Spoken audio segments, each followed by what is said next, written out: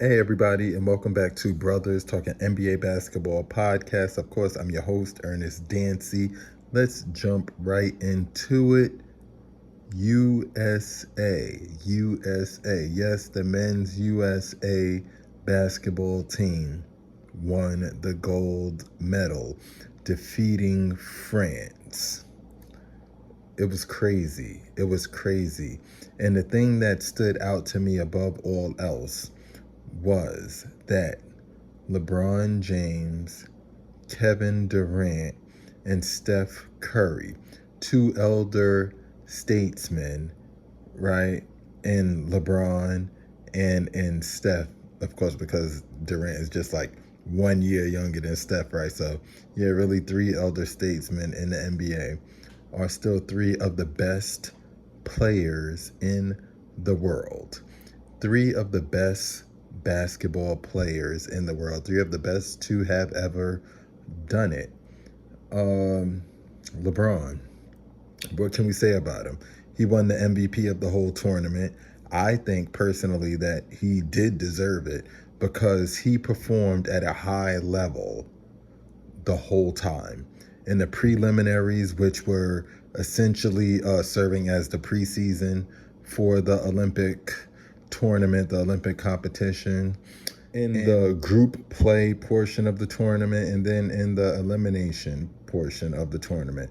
LeBron just proved that he was head and shoulders above everyone else physically, athletically. Surprisingly, he's almost 40 years old. And his ability to control pace, to control time, his overall basketball IQ, his will to win, and his uncanny sense of being able to get the right person the ball at the right time while still scoring. And of course, using his physical frame, his muscularity, his brute force to get anywhere on the court that he pleases, even under high duress situations, which makes for the perfect point guard, which he was playing in these Olympics. That's the one person throughout the whole tournament that literally, no matter how physical your defense is, you cannot knock the head of the offense off the ball. And that's LeBron. You cannot knock him off the ball because he's just stronger than everybody else. You had Curry, who finally got his sea legs, his superstar sea legs under him in the second to last game, which was against Jokic and Serbia. 36 points. He hit 9 threes. He was incredible. He's the reason why they were able to stay in the game within striking distance to actually make their assault catch back up and win. He was the whole reason. He kept the USA afloat. LeBron was, of course, a steadying force like he was the whole tournament. And then KD hit the pull-up mid-range of all mid-range shots, because if you are in trouble, you're going to go to the person who can get a clean shot off with high efficiency every single time, and that person is Kevin Durant, the greatest men's basketball Olympian of all time, now with 4 gold medals. And he also holds the scoring title, most points scored of any male Olympian basketball player. It was phenomenal. Anthony Davis, what can we say about him? What hasn't been said about him throughout this tournament? His defense was phenomenal at the most elite of levels. Then crashing the boards, setting picks. Man, I was speechless at how effective Anthony Davis was. He was a superstar in his role. So was Bam Adebayo. Devin Booker, he was looking like the more improved version of Klay Thompson in a Golden State Warriors offense, because of course the coach of the USA team was Steve Kerr. Devin Booker played phenomenally on both sides of the ball, both offensively and defensively. And it was easy to see why he was getting more playing time than Tatum, because he actually has a better shooting touch than Tatum. He can play off the ball better than Tatum. And he showed that he can play off of higher level, more elite superstars than Tatum could. Embiid did what he was there to do. He was there to counteract Jokic, and he did that in that Serbia USA game in which he had 19 points. Embiid was phenomenal in that game, and it showed why he was an MVP.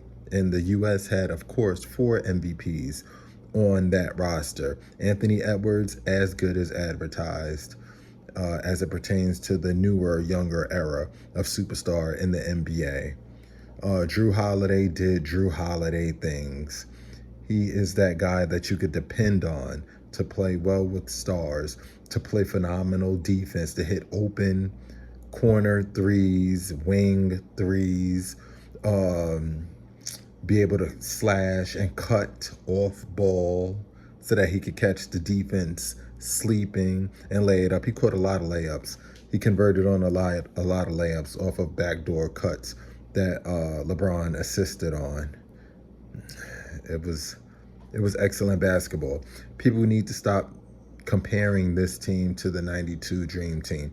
I agree that the 92 Dream Team was more dominant, but also I agree with the other side of the coin that there's more competition out there now as it pertains to the world. So it was great.